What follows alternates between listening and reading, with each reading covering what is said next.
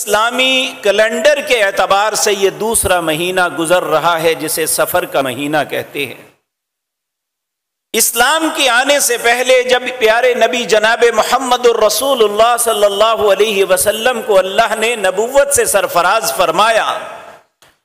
اس سے پہلے جتنے زمانے تھے سیدنا عیسیٰ کے بعد سے لے کر جناب محمد الرسول اللہ تک صلی اللہ علیہ وسلم،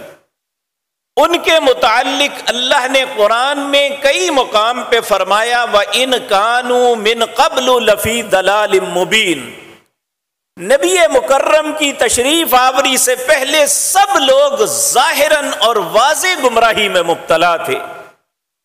اور ان لوگوں کا اس زمانے میں تصور تھا کہ یہ سفر کا مہینہ منحوس ہوتا ہے، اس کے اندر بلائیں اترتے ہیں، یہ اپنے اندر مصیبتوں کو لے کے آتا ہے، اور اسی طرح اس زمانے کے لوگوں کے یہ تصورات تھے کہ فلاں جگہ منحوس ہے، فلاں چیز منحوس ہے،